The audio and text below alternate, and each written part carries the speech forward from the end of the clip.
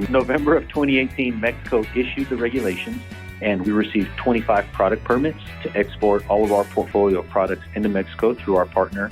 So we've since then imported 3 shipments of products into Mexico, and we're roughly in 3,000 pharmacies in Mexico. From MJBulls Media, it's the Raising Cannabis Capital Show.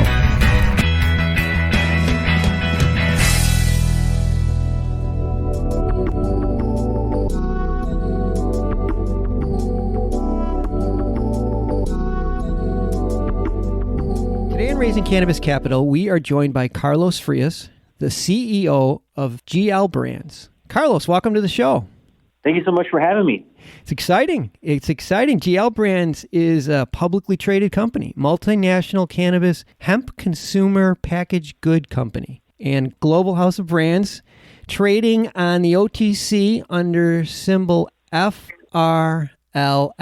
FRLF. I'm going to start right off here because Hemp Consumer Package Goods. I love this. Did you come up with this one? Did you come up with this? This is great. I don't know that so much I came up with it other than I identified that that's what we were. It's like everybody in this space is in love with, oh, we're a manufacturer, we're we extract, we're a cultivator. And I think for us, it was like, well, we make products. That's what we are. We're a consumer packaged goods company. And 4 years ago, we were a CBD company. 3 years ago, we kind of started understanding that there was a bigger play here than just CBD. And I'd say the last 24 months, we've been 100% an inch wide and a mile deep in truly being a hemp consumer packaged goods company. Yeah, because CBD is just too limiting. I'm not that it's not huge, but it's too limiting. Right. Your company, based on what I've learned from the website and watching, you're way more than just a CBD company. Let's just start off with your premier brands. Give the listeners a flavor for what you're doing. Basically, GL Brands, like you said, we're a hemp consumer packaged goods company and house of brands. We have the Green Lotus brand and we have the Irie brand. And the Green Lotus brand, I actually founded 4 years ago. The mission of the brand is to create communities through the restorative power of hemp, right? Okay. And we're cannabis people. I've been in the cannabis industry my whole life since I was, 23 years old. Other than the Marine Corps, cannabis is all that I've known for the last, 16 years of my life. It was really important for us to position the company as having a true meaning, a true vision, one that we could communicate to the consumer and identify with the culture of the consumer, which we're cannabis people, right? And we really do believe that the cannabis plant has healing and restorative powers. And we want to create communities through that. What we built was a very unique identity within the brand, and all of our packaging is made from hemp paper. All of our swag is made from hemp shirts. Oh, that's cool. Hemp hats. Our guides, our print material is made from hemp paper as well. Yeah, very cool. So it's really having a whole experience of the restorative power of hemp in every way that it can be used on this earth and building a brand around that. Mm-hmm. And so that's what the Green Lotus brand. And then we have the Irie brand, which is more of a therapeutic brand that has really cool formulas. All the formulas use ancient herbs and other functional type herbs that, along with the hemp extract and the CBD and all the cannabinoids, create a synergistic effect to achieve either calm is one of the tinctures, balance is another one of the tinctures, relief is another one of the tinctures.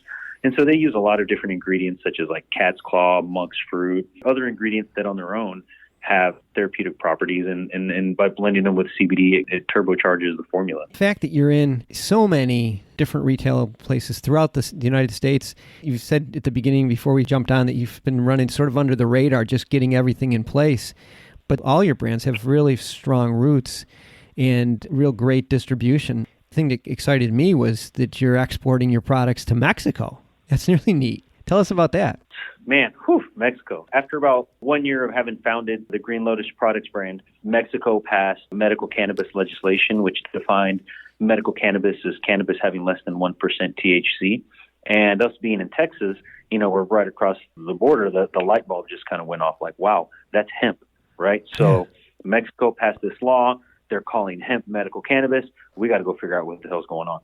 So luckily, I have family members in Mexico. One of my family members is actually a congressman in Mexico. So I was able to talk to him and kind of network a little bit and get to the agency, COFEPRIS, which was drafting the regulations for this law that had passed.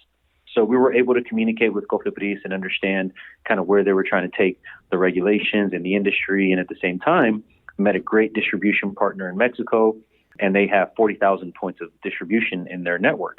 We developed a partnership, and together we lobbied the Mexican government, and we're there kind of from the very beginning of when they started drafting regs. We were able to comment and kind of help drive some of that process. And in November of 2018, Mexico issued the regulations, and we received 25 product permits to export all of our portfolio of products into Mexico through our partner. So we've since then imported 3 shipments of products into Mexico, and we're roughly in 3,000 pharmacies in Mexico. So we're in, we're in GNC Mexico. Oh my gosh.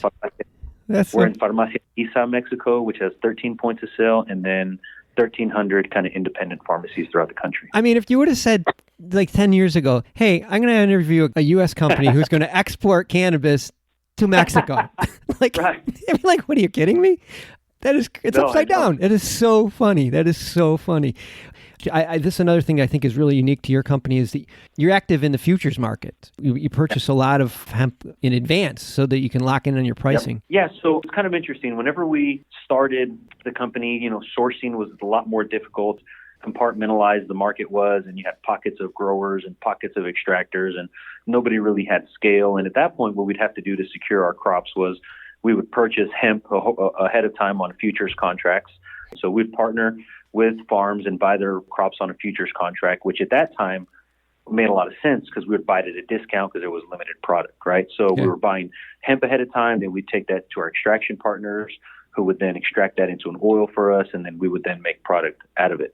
Now, fast forward to 2020, prices have compressed, and it's getting a little bit more difficult to kind of predict where the market's going to be.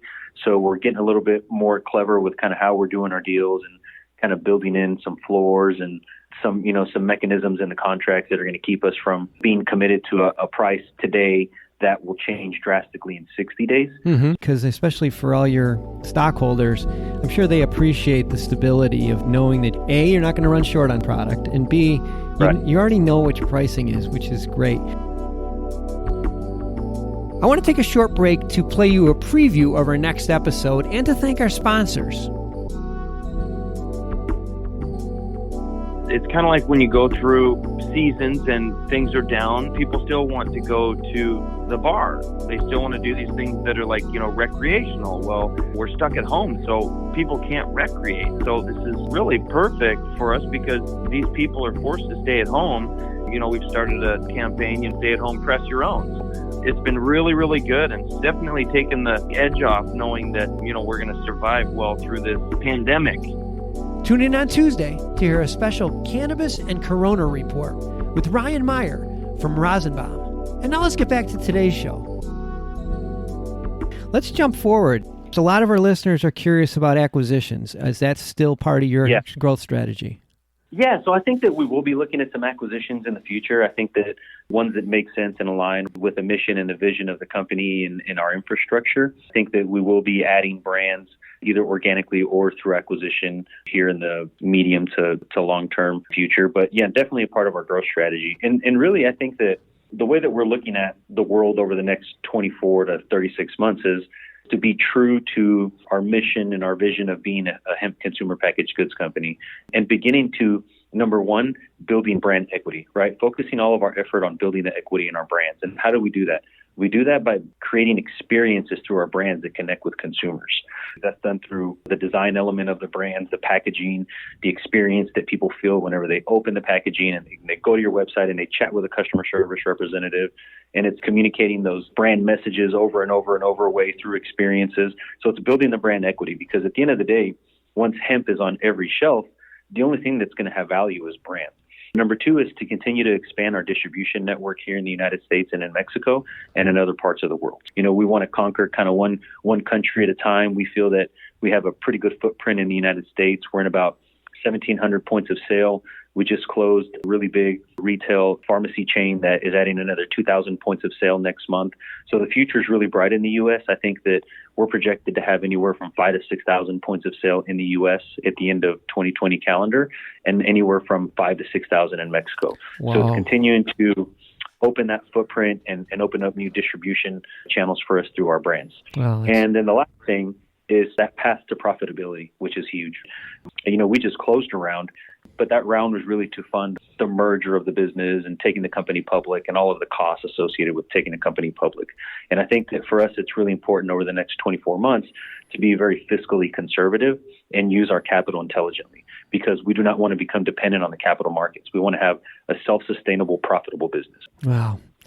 Just a normal guy start getting in the cannabis industry. This is what it's about. I'm really happy that somebody like you is having so much success, because that's who should have it. Guys like you, just started right off in this industry and just plugged away, and now it's working for you. Carlos Frias from GL Brands, and we'll have all of his information in the show notes, and also all the stock information will be in the show notes, and it'll also be on the MJBulls.com website. Carlos, really cool. Thanks for being on the show. Thank you for having me. Pleasure.